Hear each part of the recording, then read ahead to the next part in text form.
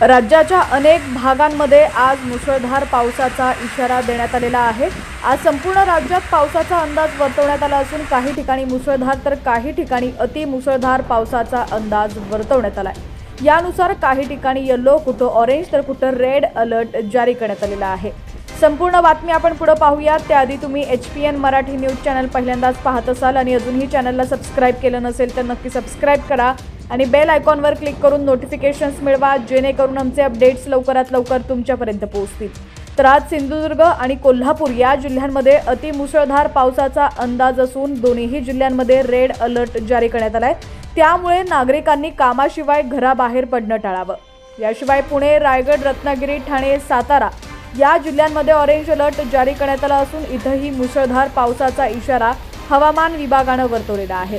राज्यातील उर्वरित सर्व जिल्ह्यांमध्ये हवामान विभागाकडून येलो अलर्ट जारी करण्यात आलेला आहे। या जिल्ह्यांमध्ये वादळ, सोसाट्याचा वारा आणि विजांच्या कडकडाटासह पावसाचा अंदाज वर्तवण्यात आला आहे। मुंबईमध्ये पुढील 2 दिवस मुसळधार ते अतिमुसळधार पावसाची शक्यता हवामान विभागाकडून वर्तवण्यात आलेली आहे।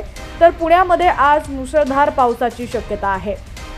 विदर्भातील बहुतांश जिल्ह्यांमध्ये वादळी वाऱ्यासह मध्यम स्वरूपाचा पाऊस होऊ शकतो। तर उत्तर महाराष्ट्रातील नाशिकमध्येही पुढील 3 दिवस पावसाचा जोर कायम राहण्याची शक्यता आहे। पावसाचे अपडेट्स असेच दररोज पाहण्यासाठी HPN मराठी न्यूज चॅनलला सबस्क्राइब करा आणि बेल आयकॉनवर क्लिक करून नोटिफिकेशन्स मिळवा, जेणेकरून आमचे अपडेट्स लवकरात लवकर तुमच्यापर्यंत पोहोचतील।